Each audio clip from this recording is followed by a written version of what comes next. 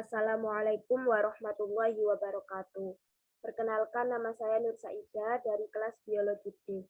Di sini saya akan mempresentasikan tentang sholat wajib dan sholat sunnah.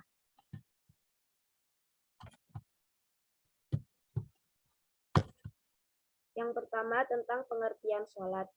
Pengertian sholat sendiri secara bahasa berasal dari kata shola yusolli sholatan wa tasliyan yang memiliki arti berdoa. Sedangkan secara terminologi, sholat merupakan suatu ibadah kepada Tuhan, berupa perkataan dengan perbuatan yang diawali dengan takbir dan diakhiri dengan salam, menurut syarat dan rukun yang telah ditentukan. Sholat juga merupakan bentuk penyerahan diri, baik secara lahir maupun batin, kepada Allah dalam rangka ibadah dan memohon ridhonya. Macam-macam sholat itu ada dua, yaitu sholat wajib dan sholat sunnah. Sholat wajib atau sholat fardu adalah sholat yang diwajibkan oleh Allah atau sholat yang status hukumnya wajib. Artinya, apabila dilaksanakan mendapatkan pahala, dan apabila ditinggalkan akan mendapatkan dosa. Kemudian sholat sunnah. Sholat sunnah adalah sholat yang hukumnya sunnah, yakni apabila dikerjakan akan mendapat pahala dan keutamaan, dan apabila ditinggalkan tidak mendapatkan apa-apa. Yang pertama, sholat wajib. Sholat yang diwajibkan oleh Allah ini jumlahnya ada 5 dan sudah ditentukan waktunya, yaitu sholat zuhur, sholat asar, sholat maghrib, sholat isya, dan sholat subuh. Sholat wajib sendiri menurut hukumnya terdiri atas 2 golongan, yaitu yang pertama fardu ain, yang kedua fardu kifayah. Fardu ain maksudnya wajib dilaksanakan oleh setiap individu muslim yang mukallaf atau telah memenuhi syarat. Yang termasuk sholat ini adalah sholat 5 waktu tadi dan sholat Jumat untuk pria. Sedangkan fardu kifayah yaitu yang wajib melaksanakannya adalah seluruh muslim, namun akan gugur apabila telah dilaksanakan oleh sebagian muslim yang lain. Yang termasuk dalam sholat ini adalah sholat jenazah. Adapun sholat wajib lain selain sholat 5 waktu tadi dan sholat jenazah adalah sholat nazar. Apa itu sholat nazar? Yakni sholat yang dinazarkan atau diikrarkan kepada Allah sebagai ungkapan rasa syukur atas nikmat atau keberhasilan atas sesuatu. Rasulullah Shallallahu Alaihi Wasallam pernah bersabda bahwasannya sholat 5 waktu dan sholat Jumat ke sholat Jumat berikutnya menjadi pelebur dosa di antara sholat-sholat itu selama tidak melakukan dosa besar. Hadis riwayat Muslim. Sholat 5 waktu itu merupakan salah satu dari 5 rukun Islam. Allah telah menurunkan perintah sholat ketika peristiwa Isra Mi'raj. Kelima waktu tersebut adalah yang pertama subuh. Sholat subuh terdiri dari 2 rakaat. Waktu subuh diawali dari terbitnya fajar atau cahaya putih yang melintang di ufuk timur sampai terbitnya matahari. Yang kedua zuhur. Zuhur terdiri dari 4 rakaat. Waktu zuhur diawali ketika matahari telah tergelincir ke arah barat hingga bayangan seseorang menyamai panjangnya, dan berakhir ketika masuk waktu asar. Selanjutnya asar, terdiri dari 4 rakaat. Waktu asar selama matahari belum menguning dan berakhir dengan terbenamnya matahari. Selanjutnya maghrib, terdiri dari 3 rakaat. Waktu maghrib adalah selama mega merah belum menghilang yang diawali terbenamnya matahari dan berakhir masuk waktu isya. Kemudian isya. Sholat isya terdiri dari 4 rakaat. Waktu isya adalah separuh malam yang tengah diawali dengan hilangnya cahaya merah di langit barat dan berakhir hingga terbitnya fajar keesokan harinya. Yang kedua, sholat sunnah. Sholat sunnah merupakan sholat yang hukumnya sunnah, yakni apabila dikerjakan akan mendapat pahala dan keutamaan, dan apabila ditinggalkan akan tidak mendapat apa-apa. Sebenarnya sholat sunnah adalah sholat yang sangat dianjurkan untuk dikerjakan, karena akan menjadi penutup kekurangan pada sholat fardu yang kita kerjakan.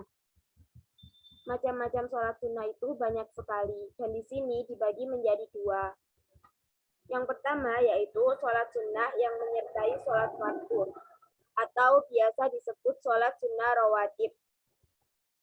Yang kedua yaitu sholat sunnah yang tidak ikut pada sholat-sholat fardu. Sholat sunnah yang menyertai sholat-sholat fardu ini dibagi lagi menjadi dua, yaitu sholat sunnah mu'akkad dan sholat sunnah yang tidak mu'akkad atau ghair sunnah mu'akkad. Sedangkan sholat sunnah yang tidak ikut pada sholat-sholat fardu juga dibagi menjadi dua, yaitu sholat yang disunnahkan atau dianjurkan untuk dilakukan secara berjamaah dan sholat sunnah yang tidak dianjurkan atau berjamaah atau dianjurkan untuk sholat sendiri. Yang pertama, sholat sunnah mu'akkad. Sholat sunnah mu'akkad ini ada 6 macam, yaitu sholat witir. Sholat witir merupakan sholat yang dilakukan minimal 1 rakaat dan maksimal 11 rakaat. Kemudian, sholat sunnah fajar. Sholat sunnah fajar itu sholat yang dilakukan 2 rakaat sebelum subuh. Dan sholat ini sangat dianjurkan karena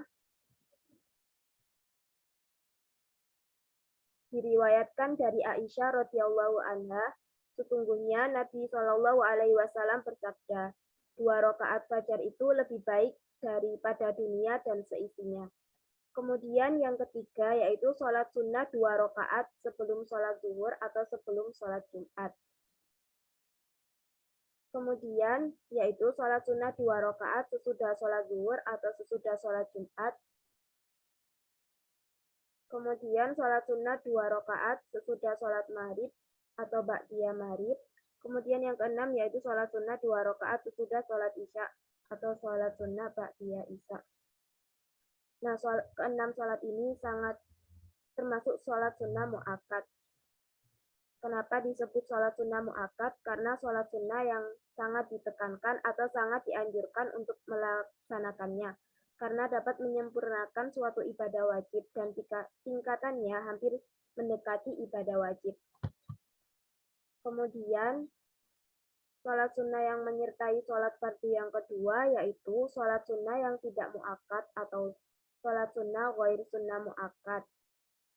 Yakni sholat sunnah yang dianjurkan tetapi tanpa ada penekanan yang kuat seperti pada sholat sunnah mu'akkad tadi. Adapun macam-macamnya yaitu ada 3.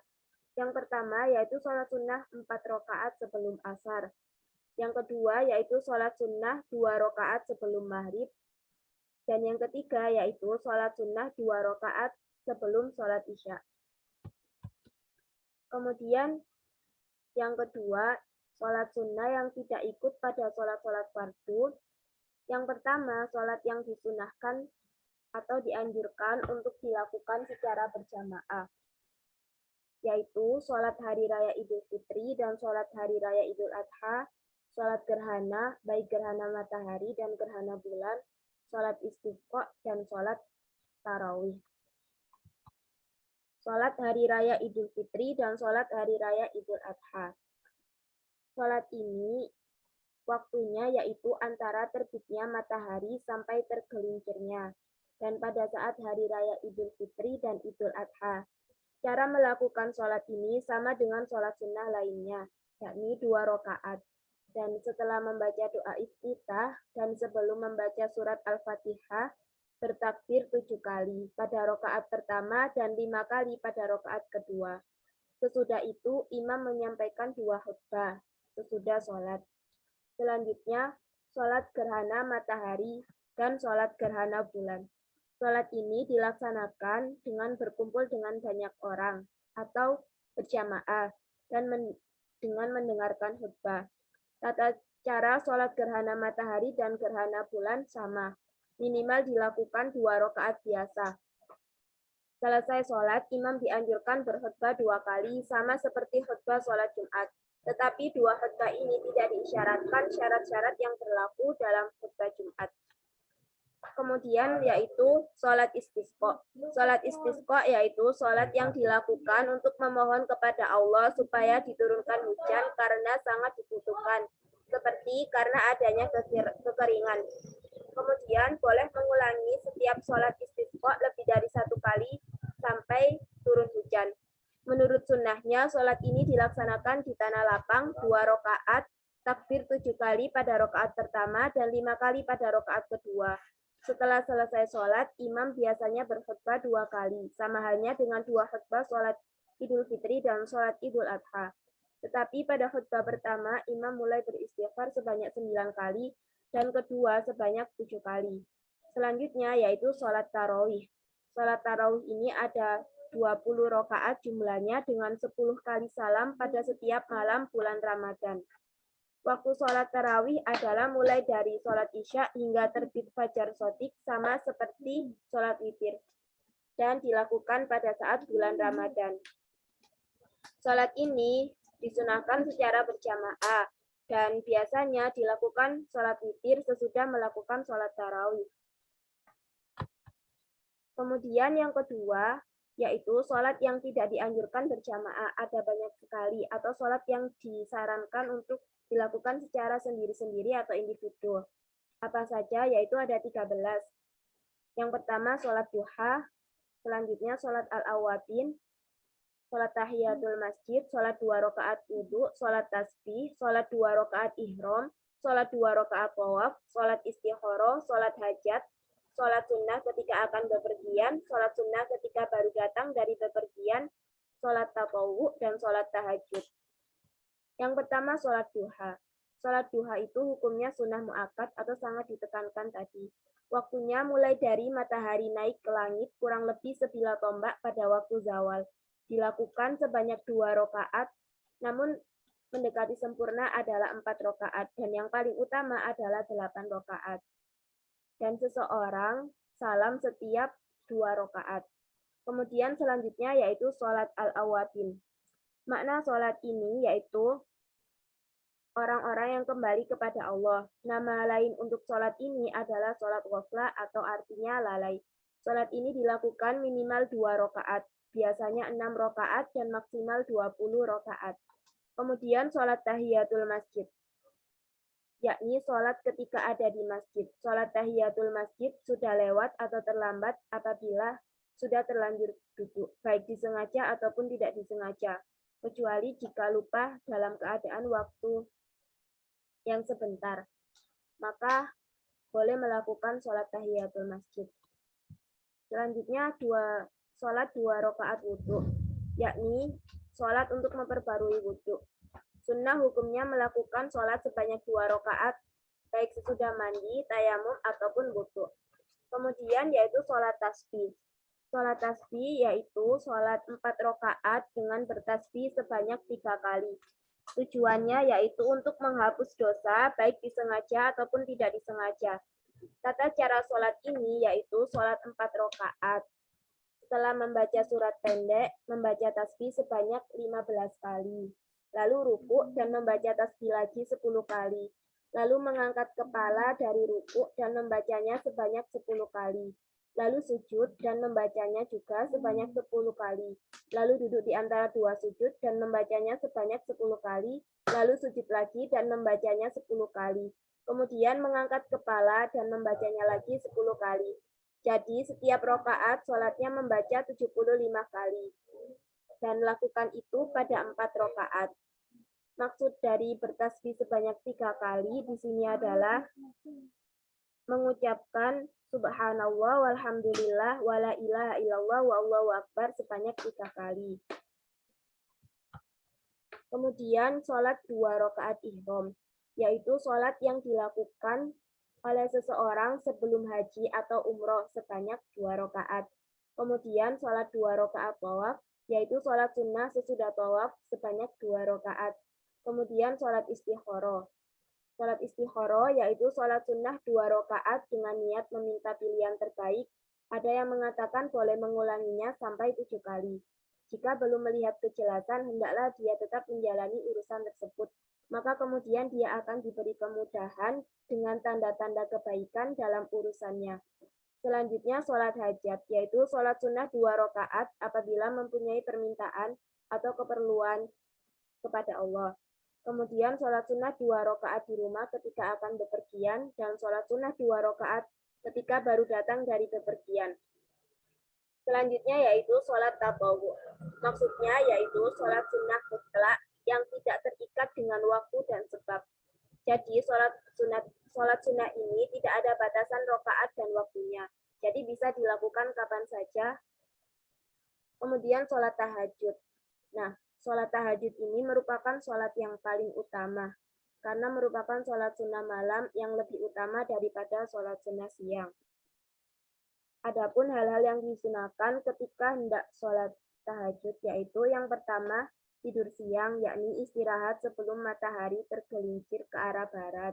Yang kedua, saat akan tidur hendaknya berniat untuk sholat tahajud atau sholat malam. Dan yang ketiga, ketika bangun, hendaklah mengusap wajahnya dan membaca 10 ayat dari surat Al-Imran. Yang keempat, yaitu dianjurkan membangunkan keluarga seperti istrinya atau suaminya. Kemudian yaitu memulai sholat tahajud terlebih dahulu dengan 2 rakaat ringan. Kemudian boleh membaca dengan keras ataupun pelan ataupun sedang. Kemudian memperbanyak doa dan istighfar. Kemudian tidak usah dilakukan jika mengantuk karena lebih baik tidur sampai rasa kantuknya hilang. Demikian presentasi dari saya. Apabila ada kesalahan, saya mohon maaf yang sebesar-besarnya. Terima kasih. Wassalamualaikum warahmatullahi wabarakatuh.